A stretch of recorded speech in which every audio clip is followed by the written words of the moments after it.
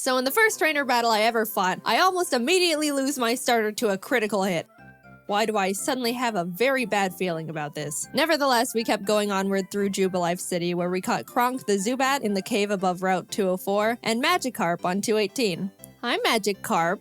Your name is Puppy. Just outside the city, Barry runs up and demands another battle, so I happily bash in his Chimchar again. And his Starly too. I kept on my way, eventually arriving in Orberg City, and nervously challenged Rourke. I was terrified of his Cranidos, but Turt landed a crit Razor Leaf and one-shot it before it could even do anything. So that's badge number 1 for us. I made it to Floroma Town and was really excited because if you didn't know, outside the Valley Windworks you can find Shellos. And if you didn't know, again, I love Shellos. I ran straight to the grass to get my Shellos encounter, and I'm not gonna pass up an encounter, so I very depressingly caught the Shinx and named it Failure to vent my sadness and frustration over not getting a slug. While there, we found Team Galactic messing around, stealing electricity, and this little girl's dad. So I beat up the grunt guarding the door, broke in, beat up the grunts in the building until Turt evolved, then found Galactic Commander Mars at the end of the corridor, who I was scared of because she's got a fat cat that hits like a semi-truck. But I had a plan. Back in the Orberg Mines, I caught Dwayne the Onyx, and I brought him to the fight because in case things got dicey, I would switch him in to buy time and heal up my other Pokemon. Basically, Dwayne was death fodder. Turt took out Mars' Zubat, and when Perugly came out, Kronk plucked off the Oranberry it was holding. But she got hit pretty hard in the process, and since Turt needed a bit of healing before he could get back into it, Dwayne can take a scratch. Look at that. Dwayne is fine. He's fine, guys. Don't pull the sad nose for Dwayne. Dwayne's fine. Don't worry about him. Don't worry about him. Oh my god! Dude! Alright, I'll give him that. I'll give him that. Dwayne gets to live. somehow, when Dwayne was supposed to die, he hung in there on 1 HP. And you know what? I respected the hell out of him for it. I let Dwayne live, and Turt was able to take out the Perugly. What a legend. But then I put him back in the box and moved on. In Mount Coronet, I caught a Bronzor I named Big Boy, which I happily added to the team. And right before Gardenia's gym, Kronk evolved, which meant no mercy for those flower ladies. Badge number 2. We slashed the guard bushes in front of the Galactic building and ran up all the stairs where we fought Galactic Commander Jupiter. Let's take a look at how that went. Don't crit. Don't crit, don't crit. No! But, I mean, that won't do... Let's just hit it. Don't crit him. No. Oh my god. We finally were able to beat her, but that fight really knocked the wind out of me. I was shaking on my way back to the Pokemon Center when this lady Cynthia shows up and is like, "Egg? Yeah." Anyway, even meeting Cynthia wasn't enough to calm my nerves, so to keep my mind off the absolute tragedy we narrowly avoided, I decided to start training up Big Boy on Cycling Road. And then he died. I've practiced this game and... So before you push up your anime glasses and tell me that steel is weak to fire, which I know, by the way, the reason I kept Big Boy in was because not only is his defense an iron wall, but he had heat proof, which negates his fire weakness. But then he got crit. So, first death. I'm sorry, Big Boy. You never had the opportunity to become a big boy. I walked into Wayward Cave and found a Gible. Gible is an amazing Pokemon. It turns into Garchomp, which is easily one of, if not the strongest Pokemon in the game that isn't a legendary. Adding it to the team would give us such a huge advantage, and now there is nothing in my way between that and...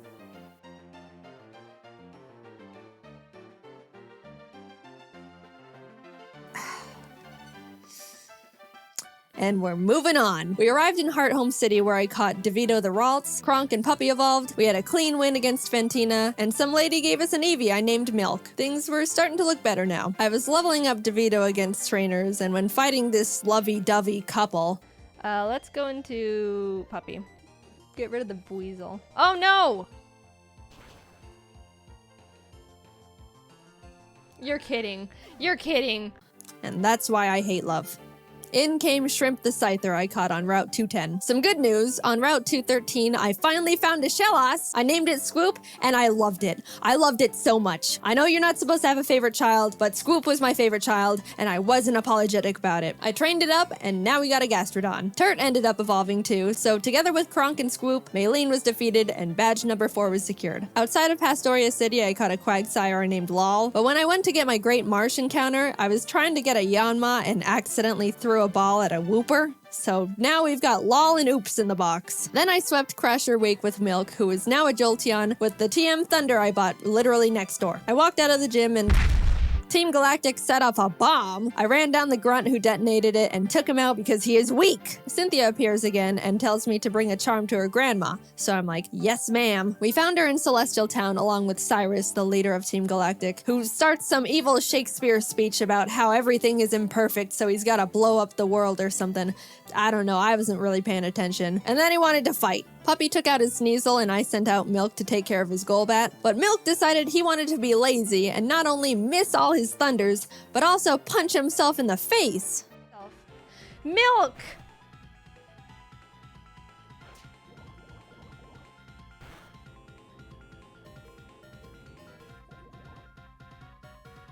You can't be doing this. Kronk came out and killed the Golbat because Milk was being difficult, but I gave him a second chance and he took out the Murkrow. Anyway, here's your Dusty Charm. I went out and caught a Magnemite named C, then arrived in Canalave City where we barged into Byron's gym and demolished his team with Squoop and Turt. Then Team Galactic sets off another bomb, this time at Lake Valor. So Barry, Professor Rowan's assistant Lucas, and I split up to check on the lakes. As I'm strolling past all the flopping Magikarp, I run into Galactic Commander Saturn, who we swept the floor with. After that, we headed over to Lake Verity where we did the exact same with Mars. There was a part where Turt got crit and almost died. Oh god. Oh god. But we're fine, he's fine. Finally, we had to go check up on Barry at Lake Acuity, and after trekking through 6 feet of snow for like a mile, we get there to find Barry at the top of a cliff like, ha ha ha, you can't climb rocks. Come back when you can climb rocks, loser. I'll go fight Candace's gym now, I guess. Now, we've been having some good type matchups with the past few gyms, so I haven't really been nervous about most of them, but Candace uses ice types, which like half my team is weak against. Which, you know, nervousness rising. Not only was I at a massive type disadvantage, but the main threats on our team were her Abomasnow because it hits like a truck and sets up hail, and her Frostlass because it'll use the hail from the Abomasnow to heighten its evasiveness with Snow Cloak, spam double teams, and then just sweep my team. I walked in, took a deep breath, which didn't make me feel better at all, and started the battle. Shrimp took out her Sneasel and Squoop took out her Piloswine, almost dying in the process, and then she finally brought out the big bad Abomasnow. Since it's grass ice type, I taught Puppy Fire Blast. Yeah, I didn't know we could... Anyway, I wasn't sure it could one-shot because Puppy's not a special attacker, and lo and behold, it didn't. It didn't miss. Please kill it. Please. It's quad. It's quad. What? Eventually, Puppy took it out, but that was absolutely terrifying. Last but not least, Frostlass. I wanted to have Squoop Rain Dance to get rid of the hail so Frostlass's Snow Cloak isn't activated, but since Squoop was sitting at a not-so-chill 20 HP, that wasn't gonna work out super great. However, since I didn't want Kronk to be in this fight at all, right before the fight, I swapped her with Failure the Shinx. Yep.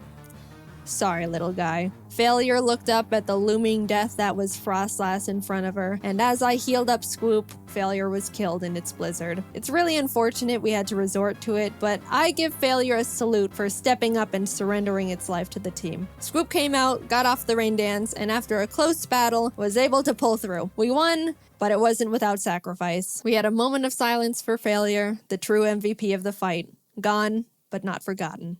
Now we could climb the rocks to Lake Acuity, and when we got up there, Barry's got snot dripping down his face, crying in the snow because he got beat up by Jupiter, who looks at me and is like, "See ya, I'm going to Veilstone HQ."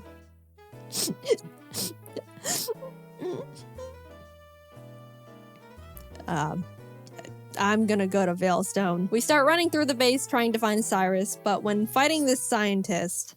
Psychic. Porygon 2 freaks me out. It is way too powerful, way too bulky, and it's way too weird. I do like Porygon too, though. I would like a plush of Porygon too. Why don't you follow your dreams? What? You're dead. You dare to try to make it. No! Scoop! We lost Scoop! I wasn't okay. Kurt came out and curb stomped the Porygon 2 out of vengeance, but to put it lightly, I wasn't taking that too well. My heart is breaking. I'm like actually sad. But life doesn't stop when your dog dies, so I had to keep trucking and brought Lol the Quagsire to the team. With an intense, blood-curdling thirst for revenge, I stormed into Cyrus's room. Fight! Shrimp and Milk took out his team in no time. I snatched his Master Ball and used his teleport pad to enter the basement where Mess Spirit, Azelf, and Yuxi are all being held captive. Fight! And like Cyrus, Saturn was swept too. After releasing the Lake Guardians, we head to Mount Coronet because Cyrus wants to go there and destroy the planet, I think, and we catch up to him at the Spear Pillar. Before we can run up and attack him, Mars and Jupiter step in. Then Barry arrives. Honestly, I have no idea how he found us all here, and is like, I'll help! Lol takes out both their Bronzors, Mars's Purugly, and Barry's Munchlax, so I thought, you know, it was all smooth sailing, right? Well... Wow, Barry. Really doing a lot for the team, aren't ya? Oh my god, no, it has Giga Drain? No. No, oh no, oh no! It was a crit! Not only did I not know their Golbat had Giga Drain for some reason, but it also got a crit. So I was starting to feel bad, but then I started panicking. The thing is, after you fight Mars and Jupiter, you have to go into the Distortion World and fight Cyrus and Giratina. If Cynthia forces us into the Distortion World without us being able to get a new member, we're in massive trouble. We finished up the battle and Cyrus starts his whole spiel about how the world is imperfect, blah blah blah, everything must die except for me. Then he gets swallowed up by Giratina, a hole opens, a rip in space leading to the Distortion World, and I'm kinda just standing off to the side twiddling my thumbs like, Cynthia, please don't shove me in there without my consent. Cynthia, can I go? I have something to do. Our world will be destroyed. Are you ready? No, I'm not! Let me go! I'm free! Holy crap. Get me out of here. Goodbye. I'm sorry, Lol. We just got you, and then you died. But luckily, remember when I accidentally caught that Whooper while trying to get a Yanma? It's time, Oops. You were no accident. You're our lucky star who will carry us to victory. We got Oops leveled up, came back to the Spear Pillar where Cynthia was just sitting there waiting for us, and hopped in. Everything is topsy-turvy and the Lake Guardians are telling me to push boulders into holes. And suddenly I'm on a floating crest of land with Cynthia, who's basically like, Cyrus, get lost and never come back. And Cyrus didn't like that. So he came at me. Oops took out his Houndoom and his Gyarados came out, so I switched to Milk. But I was very terrified because Cyrus's Gyarados has Earthquake. So if Milk misses his Thunder here, he dies. And Milk is notorious for missing his Thunders. But it hit. Milk lives another day. He also took out Cyrus's Crobat and Honchkrow, and Shrimp finished up his Weavile. Cyrus steps aside, and suddenly it's just me and the Angel of Darkness itself, Giratina.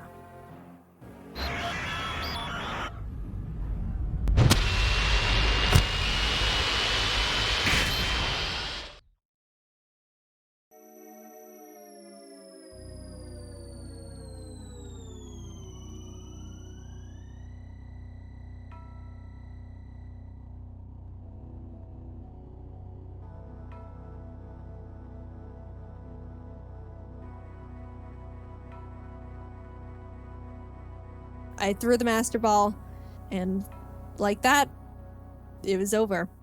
I saved the world.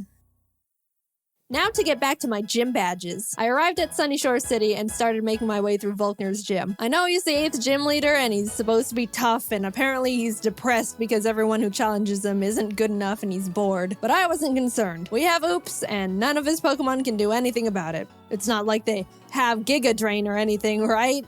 They didn't, I checked. Oops was just Earthquake and everything, and at the end, I'll admit, I got a bit scared. Okay, don't crit. If you crit Giga Impact, that would be really Holy. But it's all good. We're all good. And with that, off to Victory Road we went, where we caught ourselves a Gabite I named Flakes. Would have been nice to have one, I don't know, near the beginning of the game, say, in Wayward Cave, you know. But whatever. Better late than never. It's good to have just in case something goes horribly wrong out of nowhere. Flakes is base 60. Yeah, it is. It's an amazing... Whoa, whoa, whoa, whoa, whoa, whoa. No! You're kidding.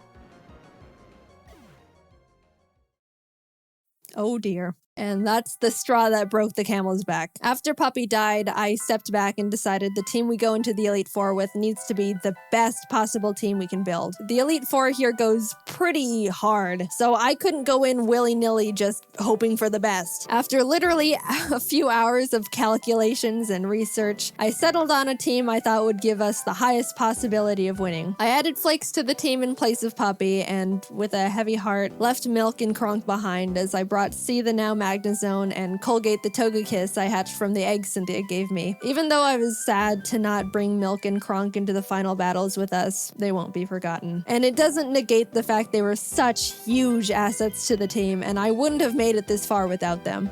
I'll see you guys on the other side. I took a step towards the doors of no return, and immediately got interrupted by Barry, who wanted to have one last fight. Anyway...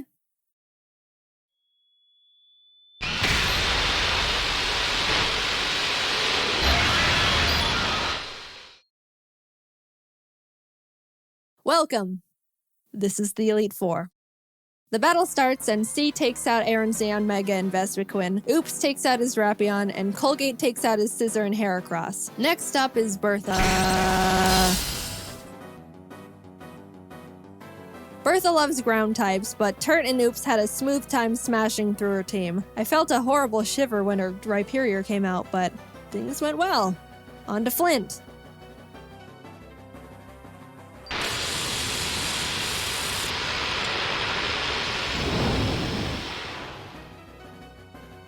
Flint has a pretty scary team, but luckily Oops and Flakes had no trouble plowing through them as well. And with that, we're on to the last member, Lucian. Now, Shrimp hasn't had much time to shine in these fights so far, so I decided I wanted to let her go all out. She set up sword stances and bullet punched everything. Proud of you, Shrimp. And suddenly, I'm at the entrance to the champion. The trainer who's been known to crush dreams in a single battle, and many still fear to this day. I took a deep breath. Things are going surprisingly well, and I don't know how to feel about it. But I looked up, and there she was. At this moment, I have only one last objective: defeat Cynthia. She leads with Spiritomb, which has no weaknesses, so I sent out Turt to hit it as hard as possible. Flakes takes out her Togekiss, and then her Garchomp comes out. This is known to be one of the toughest boss Pokemon in the entire franchise. And rightfully so. That thing was made by Satan himself, and I'm sure even he fears what he has created. I immediately switched to Oops, who's the only Pokemon that can lead us to victory here. I planned to put it to sleep with Yawn, and then Ice Beam it until it died. That was our only hope. But then, Oops was crit. And that was it. Nothing on my team can take a hit from this monster, and even if they could, they couldn't do much damage back. I sat there in disbelief, knowing there wasn't anything I could have done, and the battle is basically unwinnable now. I brought out Shrimp to bullet punch it so we could get in a little bit of damage, but she was killed. Colgate tried to chip away at it. He did some damage too, but was crit one shot. At this point, I'd accepted defeat. Only Turt, C, and Flakes were left. It's hopeless at this point. Flakes came out, and against all odds, Flakes outsped Cynthia's Garchomp and killed it. I didn't think he could do it. He was 2 levels weaker, and I don't know. I just didn't think he could outspeed it. Suddenly, there was a chance. We could win this after all. Cynthia brings out her Milotic, which C took out with a few Thunderbolts. Flakes took out the Lucario with Dig. Look, my Earthquake TM is on Scoop, and we all know what happened there. Finally, her last Pokemon comes out. Roserade. Flakes went in for the Dragon Claw, and the battle was over. We won. As Cynthia's congratulating me, a sudden feeling of overwhelming guilt washes over my entire body, so intense it almost knocks me down. I don't think I deserve this. Something here isn't right. This wasn't meant for me. Back in the distortion world when Giratina split me in two, how do I know I'm me? What happened in the other timeline where I saw glimpses of what happened parallel to this world, that was me too. Those things happened. Was that the ending I'm destined to have? The world I'm living in now is how I want things to be, but the other Jaden is equally me as I am her. Even if you might think I deserve this dimension, things don't work like that. Are there some things you can't escape, even when you try everything you can do to alter it? I don't know the answer. I may be able to sit on this throne now and thank all the Pokemon that put in everything to help me get here. All the hard work, blood, sacrifices we made. But I don't think I can ever accept this victory. I don't know what ending was meant for me. And I don't think I ever will.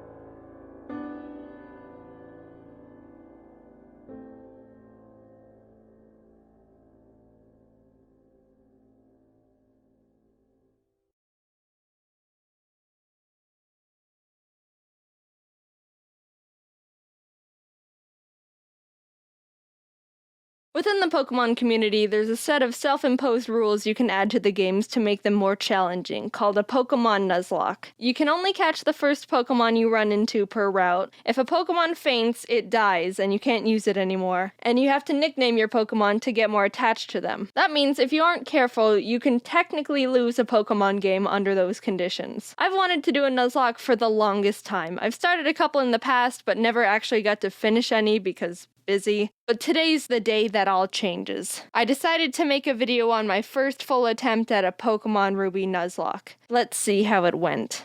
After breaking free from the back of the moving truck my mom stuffed me in and introducing myself to the neighbor Brendan, the kid that I always thought was a monkey said that he heard screaming up ahead. Professor Birch is getting mauled by a level 2 Poochyena, so I let his Torchic out and she scratches the crap out of it. He gifts me Torchic for rescuing him, and I name her Teriyaki, my first Pokemon. Walking up the route more, I run into Brendan, who challenges me to a battle, where Teriyaki proceeds to also scratch the crap out of his Mudkip. Good job, Teriyaki, you're 2 for 2, doing great. Professor Birch gives me 5 Pokeballs, and the Nuzlocke has officially started. I walked back up to catch my first Pokemon and ran into a Zigzagoon. Alright, not the best, but I can work with this.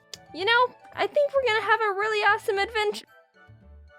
Dude! So Teriyaki one-shotted Zigzagoon with a critical hit scratch, but whatever. Contain your murder a little bit, alright, guy? Route 102 is right around the corner, and that's where I was able to catch Corn the Seedot. Look at us, couple of friends ready to take on the Hoenn region together. After watching the weird kid Wally struggle to catch his first Pokemon, I continued on to Route 104 and found a little Talo in the grass. Aggressive and screams and hungry? Oh yeah, I know your name. In Petalburg Forest, a Team Magma grunt jumps some random professor, so Ari and Teriyaki peck his eyes out. Oh, hello, Shroomish. I'm gonna name you Onion. I make it to Rustboro, and while getting ready to take on Roxanne's gym, Teriyaki kills another Zigzagoon I was about to catch. What's your problem with Zigzagoons, dude? But it turned out alright, because she also ended up evolving. Onion was able to destroy Roxanne with ease, and we got our first gym badge. Exiting the gym, we catch a glance that Team Magma is up to no good again. Something about the scorching earth or something. And this old man exclaims that they stole his Pico. Here's your dog. Also, you're coming with me. The mayor thanks me by turning me into his errand boy, and I arrive in Dewford to give a letter to Stephen. Alright, what do we got? Ugh. Okay, chomps. After finding Steven, it was time to take on Brawly, the next gym leader. Ari's a stone-cold killer and easily earned MVP in that fight. Things were going well, 2 badges in, and the team is looking good. On my way to the next city, I caught a tentacle on the beach. Squidward. And after beating Team Magma and Brendan again in Slateport, it was time again to get ready for the gym battle with Watson. But as I was fighting some trainers, Chomps the Mawile got electrocuted a bit too hard and was killed. Jaden, let's battle. I want to show you how strong I am. Okay. Ari, this is an electric gym. You're not allowed to fight in here, so you can just wait outside. While battling the gym trainers, Onion evolved into Breloom, and together with Teriyaki, they were able to get another victory. Now we were riding high. 3 gym badges in and no main casualties. With our massive confidence, we decided to take on the Windstraight family's challenge of beating all their family members. I had Squidward out front to get him some experience, but we ran into some troubles with Grandma. Oh god, it's gonna do a high jump kick. We can take him out, but I need a clean switch first.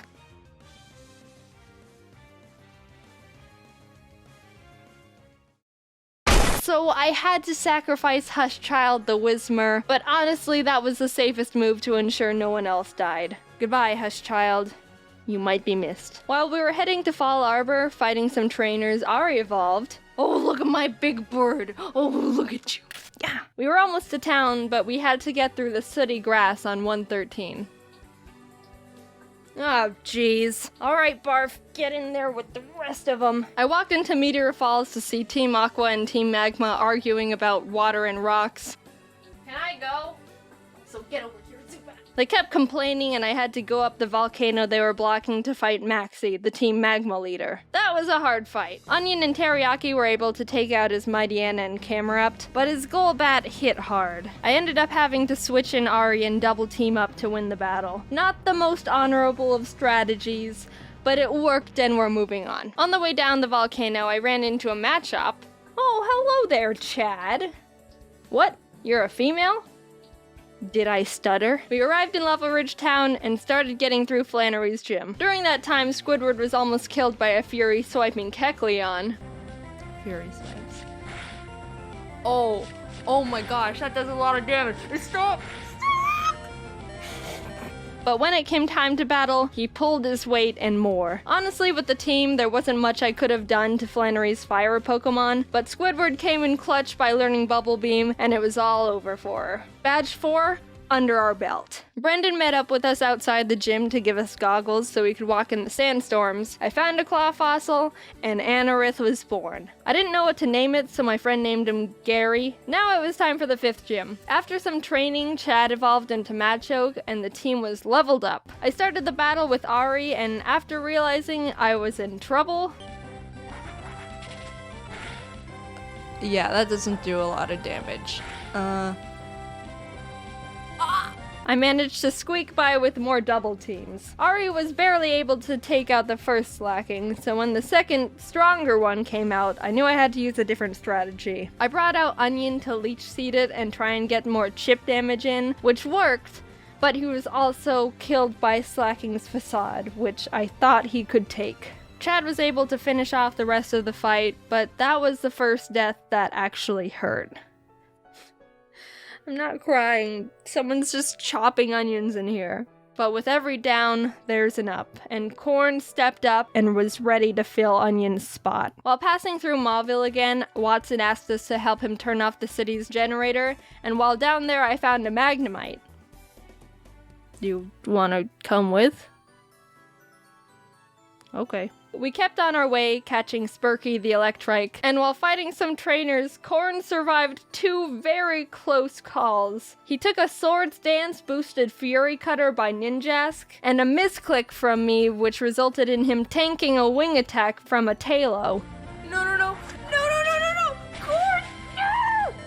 Oh. Dude, Corn, I'm so sorry. You're such a trooper. Good news is Squidward evolved while training, so that's neat. We arrived in Fortree City, and this was a gym I was really nervous about. Not only did we not have a good team to take on a flying-type gym, but Winona's Altaria is notorious for sweeping teams if she sets up too many dragon dances. I went to the grass to train up the team, and the worst happened. Corn was killed by Pin Missile from a Zigzagoon. Wait, no.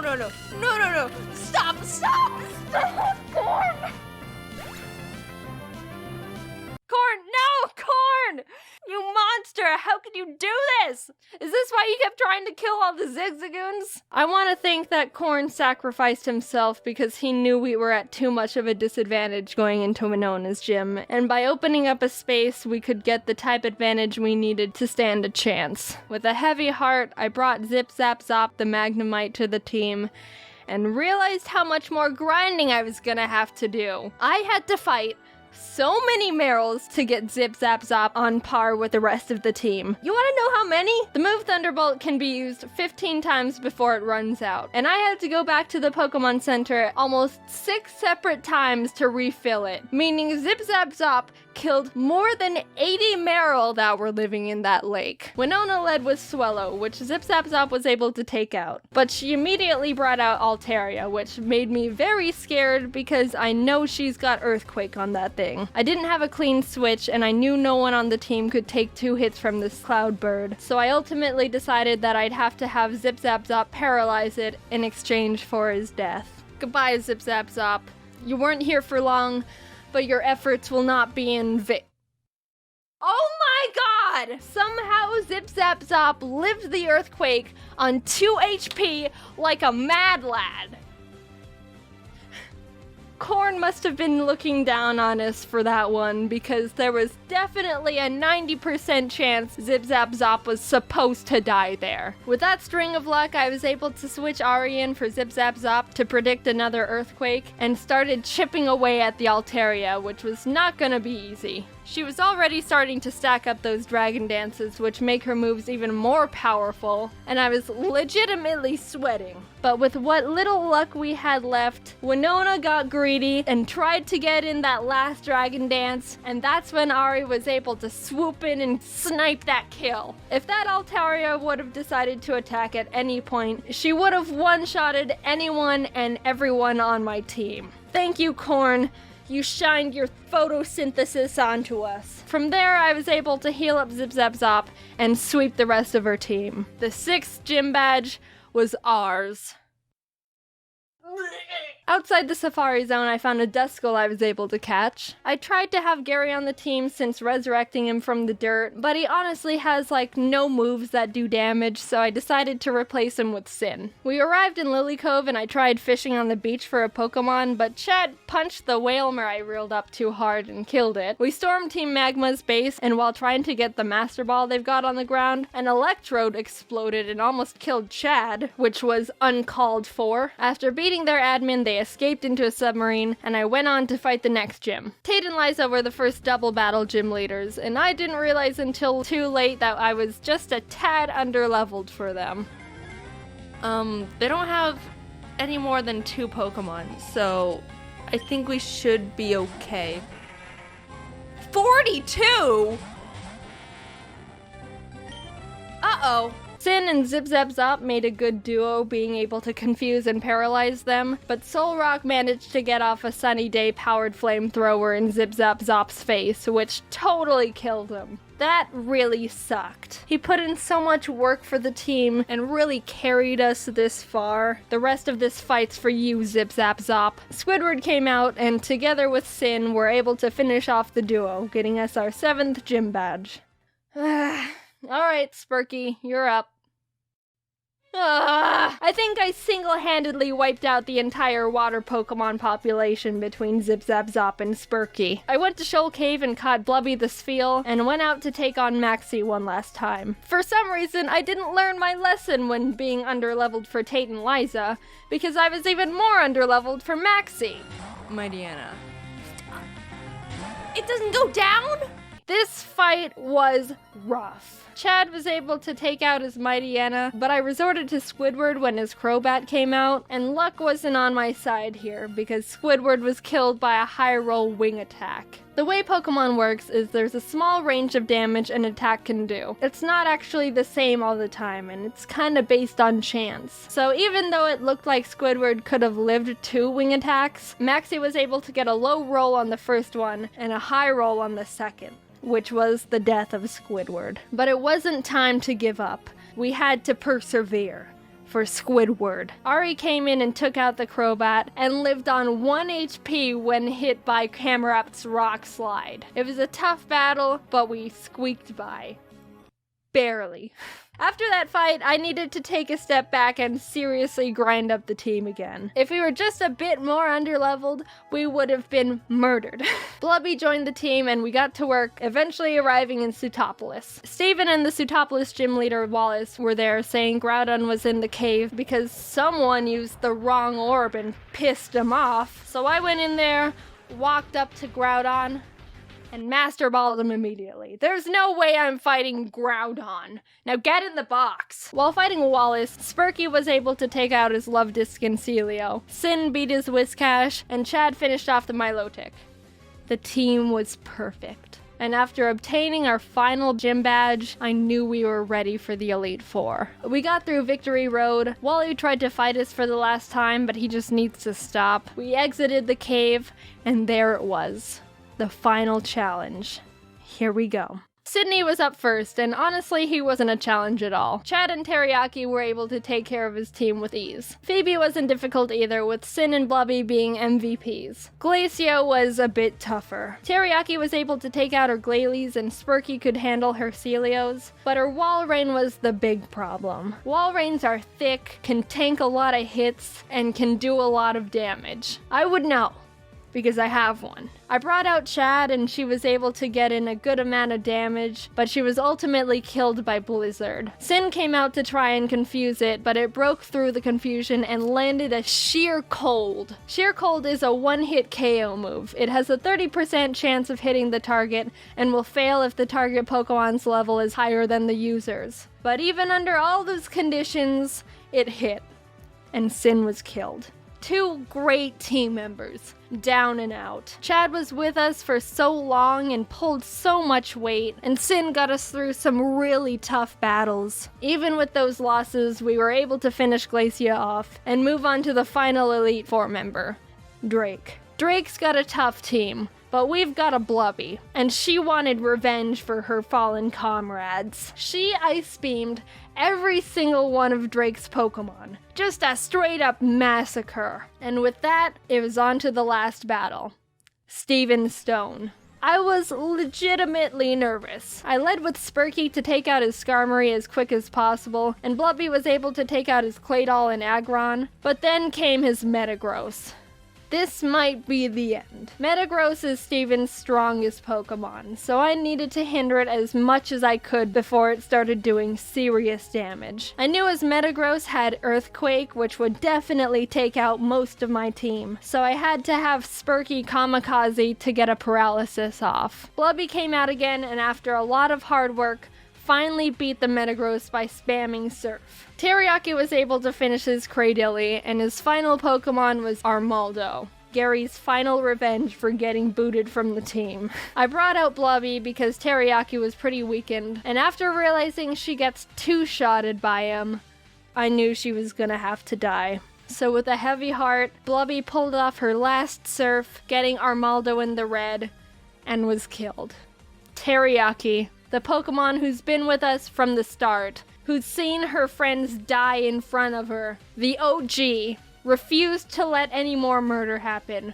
Onion, Corn, Zip Zap Zop, Squidward, Chad, Sin, Spurky, Blubby. Their zeros and ones won't go down in vain. One good kick to the head, and we did it. We completed the Pokemon Ruby Nuzlocke. Teriyaki and Ari were the only survivors, but the whole team put in a lot of work to get us to number 1.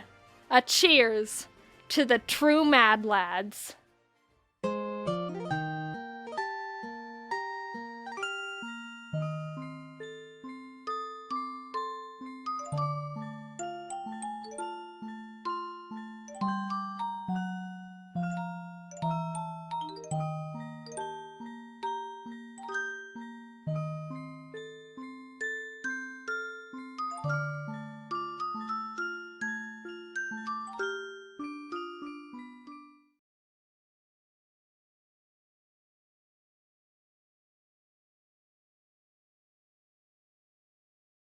Everyone knows what Minecraft is. If you don't, Why are you here? I've got a long history with Minecraft. Back when I was 14 and had nothing interesting going on in my life at all, I'd play it almost every day after school with my brother. We'd mostly just go on servers like Hypixel and play survival games, hide and seek, spleef, etc, etc. I was never good at them, but it was fun nonetheless. And what else was I gonna do?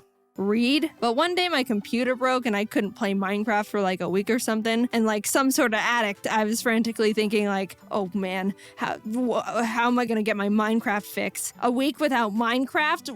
I'd rather die right now. So in a random act of desperation, what I did was type Minecraft into YouTube. When I was 10, I would type in funny Pokemon into the search bar and that would entertain me for hours. So I was like, oh, this might work. But ironically, typing Minecraft into YouTube is what made me realize YouTube was more than just random videos you can share with your friends to try and make them laugh and think you're cool. It's got channels and subscriptions, and most importantly, people played Minecraft on it. I started going down the rabbit hole of Minecraft YouTubers, then gaming YouTubers, then animation YouTubers, skipping many important details and jumping to many conclusions.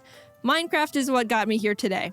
And I think it's a crime I've never even beaten the game before. But I decided that had to change. I decided I finally wanted to beat Minecraft after all these years.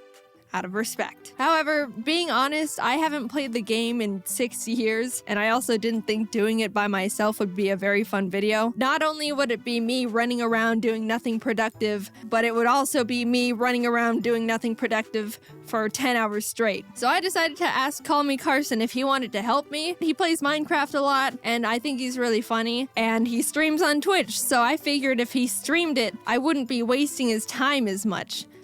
That was a big one. For some reason, he said sure, so we hopped into a new world together, and this is what happened. We spawned into the world, and to our surprise and luck, there's a village right next to us. So we were chatting and in the middle of raiding it when... The only reason why. Did you finish college? No, I went for 1 year, and then... Wait, you went for 1 year? Yep, it only took me 3 minutes to die. Which is what I expected. After getting some loot, we decided to start looking around more. That was, Oh yeah, there's a big ravine down there. I'd be careful. You don't want to fall or anything. Stop! It was an accident. Well, at least you have the book. Oh! Yes, I have the book. Safe in my hands. After that spectacular display of skill from both of us, we decided to hole up at the bottom of the ravine for the night and start mining. Then I won't be wasting his time as much. That's a way of thinking. Yeah. You're a little thinker, aren't you? You know me, thinking. Wow, that was way easier than it should have been. There's some diamond down here. What? Are you joshing me? I'm not joshing you. Let's not. Oh, whoa, don't do that. Don't do that. In fact, could you just go back, just go like cook something? No, I don't mean that in like a stereotype way, okay? Yeah. I bet, you know what, I have a plan. What's your plan? If we can jump into the spider web, we can probably that's such an awful have idea. enough time to put blocks down before we If fall you in the want to lava. do that, be my guest. I should probably go cook something. Yeah, I think you might want to go cook something. Well, both my mom and my dad are from Canada, actually. Cool, And I was born in... Basically, Carson found multiple pockets of diamonds in the first 20 minutes of us starting the game. I knew he was the right person for the job to carry me to victory while I did literally nothing of use. We kept on our way getting more supplies with riveting conversation to go along with it.